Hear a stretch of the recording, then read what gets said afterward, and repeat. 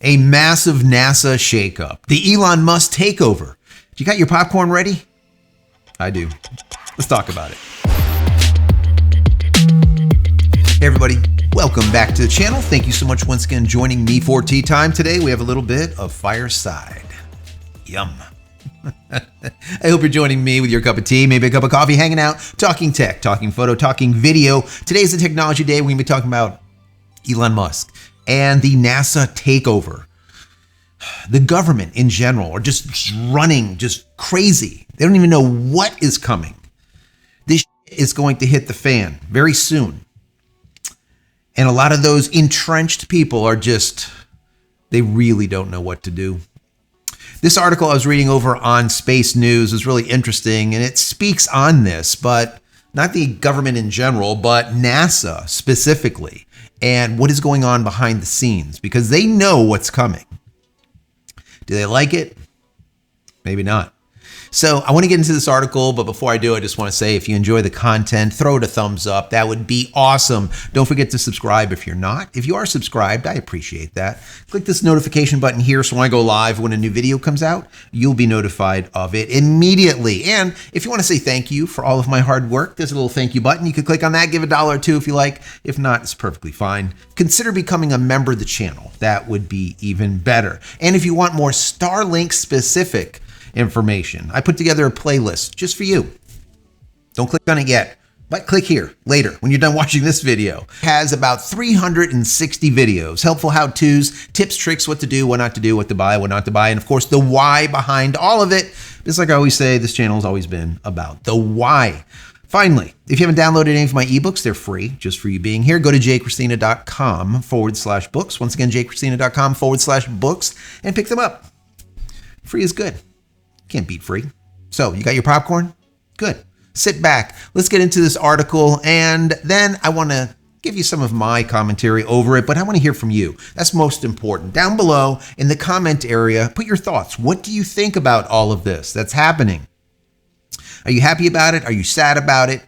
Does it sound good or does it sound bad? Right? Very simple, okay? And if you don't want to write anything down there because you're shy, put an emoji down there. I'm happy with that. Any emoji that you like. I like them all. It helps out the channel. So this article starts out by saying NASA's up-and-coming presidential transition may bring unprecedented changes driven by the influence of Elon Musk, warned experts at the Beyond Earth Symposium on November 12th. Panelists, including veterans of past transitions, that's important, highlighted the potential for significant shifts in NASA's priority under the new administration. I hope so. Lori Garver, former NASA deputy administrator and head of the Obama-era's transition team, stated that Musk's involvement could disrupt the status quo, particularly in human space flight. Interesting. Musk, who endorsed Trump during the campaign, was recently named co-chair of the Federal Government Efficiency Commission, aimed at structural reforms. This is big. Scott Pace, the director of George Washington University's Space Policy Institute, acknowledged the importance of international partnerships, but suggested that Musk's preference for rapid progress might conflict with their inherently slow nature. Quote, international engagement is central, Pace said, but it can take different forms under new leadership. Garner voiced skepticism, adding that budget cuts could lead to a major program reevaluation. She anticipated less focus on political contracts designed to create jobs in specific districts. Quote, those guardrails are broken, she said, predicting a departure from past practices. Not a bad thing. Panelists expressed uncertainty about the future of major NASA programs. When asked if the Space Launch System, or SLS, and Orion spacecraft would continue unchanged, none raised their hands. Quote, not as they are, Pace remarked, signaling potential overhauls. Leadership changes at NASA were another topic of discussion. Pace emphasized the importance of appointing an administrator skilled in program management and system integration, rather than one focused primarily on policy. Interesting, right? Quote, execution is going to be the theme for both government and industry in the next administration, he explained. This focus on operational efficiency aligns with Musk's broader goals for reform. Musk's influence, whether direct or indirect, is expected to redefine NASA's priorities and operations. While some experts see potential for accelerated progress, others warn of challenges in imbalanced innovation with the complexity of space exploration. Really. The extent of Musk's impact will depend on how the next administration approaches key decisions on personnel, policy, and funding. That is absolutely the case. Do we have any doubt that Elon Musk could manage such a thing? Probably not. Do we think that major reforms are going to happen with NASA and all sectors of the GOV?